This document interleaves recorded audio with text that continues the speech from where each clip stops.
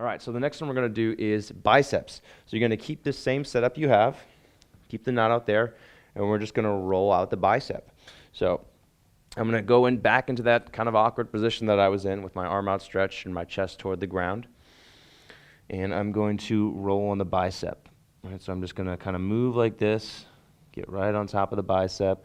You can also kind of turn your palm to face up, and that will help you better hit the biceps. So I'm kind of turning my palm up, rolling back and forth on that biceps, and just kind of working into it like that. The other one we're going to do is a tricep, and this is one of those pin and extend techniques.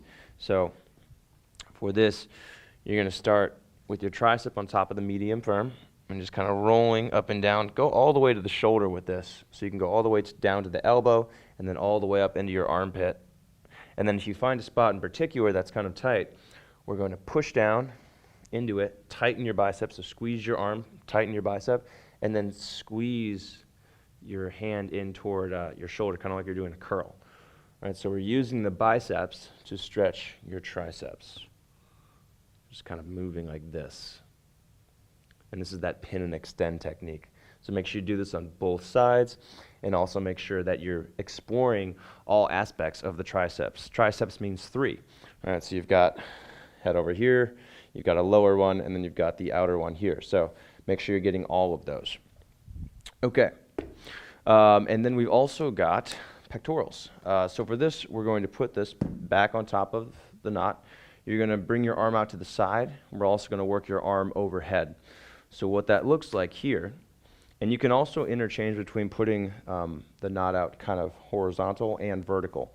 So you can change it depending on which one works better for you. You're just going to kind of roll over it like this, and notice my arm is just out to the side right now. So I want to go all the way down to the bottom of my pectoral muscles. Just kind of rolling like that, just working into that area. And then I can lift my arm, maybe even pin and extend here, right? So pinning and extending, moving some circles with my arm, just kind of moving up and down on this. And then I can also move my arm forward like so. I can reach it out in front of me, and I can even turn a little bit, right? And this is kind of similar to if you've seen the shoulders workout, this is where we kind of get into the rotator cuff area where we bring the arm across. So let's keep it focused on the pecs though.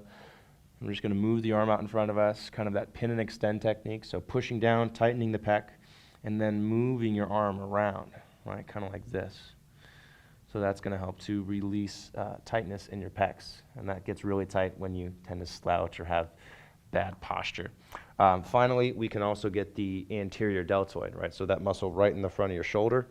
We're going to do that same thing that we've been doing, just kind of noodling or kind of moving on top of the blocks, just now moving kind of on the top of that shoulder, that front side of the shoulder. If you have excessive tightness in your anterior deltoid, it's probably because you're not using your back enough. So just be aware. It's a good indicator that you should be using your back more. All right, so there's how to do the anterior deltoid as well.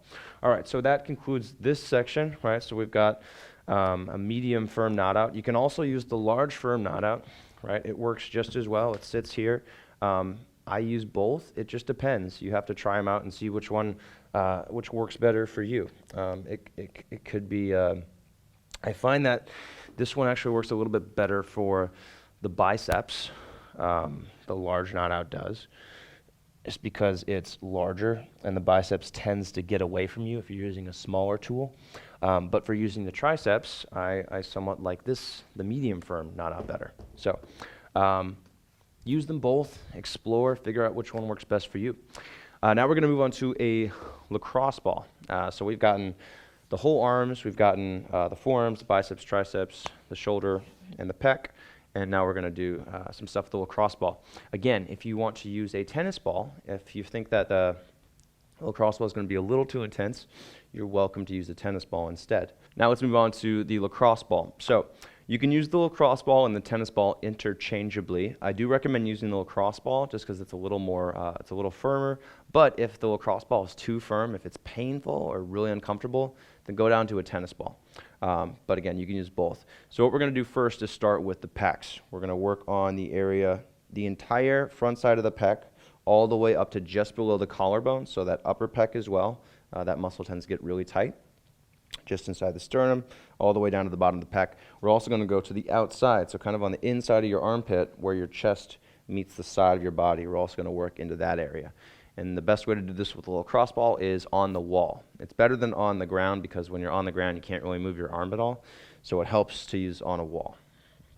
So you're going to find a spot on the wall, and you're just kind of work into the chest, just kind of rolling from side to side, really sinking your weight into it, like so. And notice I'm going all the way to the outside of the pec, and then coming all the way back to the front. You can go up and down on this, so you don't have to go side to side. You can go any which way. It's really just about finding those tension points and seeing if you can roll really slowly over them to help cause the release. So this is what I'm going to do with the lacrosse ball. If you want, you can also do a pin and extend here. So I'm going to pin down and then kind of move my arm as high as I can all the way up, like so. Takes a lot of control. So I'm going to push into an area that's really restricted or kind of painful. Not painful, but tense. And then I'm going to reach up with my arm, keeping good form with my shoulder. Woo! And then coming back down, slow and controlled. All right, and that's all I'm going to show you on the lacrosse ball as far as our chest and arms go. I want to show you a few exercises you can do with the Hypersphere. I found that, again, these are easiest when you do them on top of the block. It's just a matter of making sure that the blocks don't move too much because this is going to vibrate. It's going to move. So we're going to start out with a level 1, turning this on, getting it started, and we're pretty much going to treat this like a large lacrosse ball. So to get the chest, we're just going to go flat onto it, just kind of sinking into it. Again, we're going to get the outside of the chest.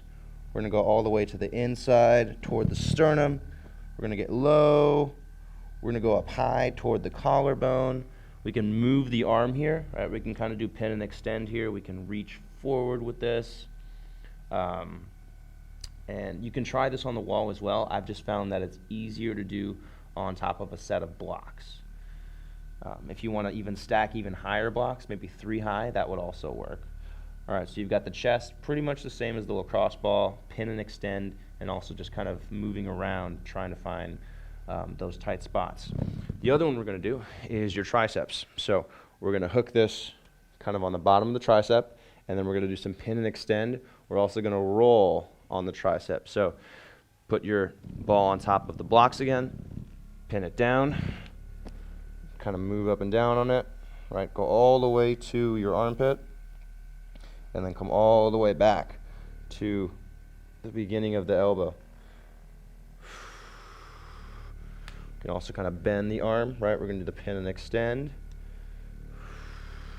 The blocks are moving. Yep. And we're just kind of working out the tricep now, doing the pin and extend, and just kind of rolling around on that area. Finally, we're going to do the biceps. So you're going to put ball on top again, pin it down with your bicep, and we're going to move on top of that biceps. Like so. Just kind of going side to side. Make sure you're getting right on top of the biceps. It helps to turn your palm to face up toward the ceiling to help expose the bicep a little bit better. And that's that. All right, so that's how you use the Hypersphere for your chest. Thanks for joining me for this workout today. Make sure you subscribe. We put out lots of videos like this on a very regular basis. And to get full access to all of my workouts, my programs, tutorials, and more, head to manfulyoga.com, sign up for a 7-day trial. It's just $1. Thanks again for joining me, and I'll see you on the next video.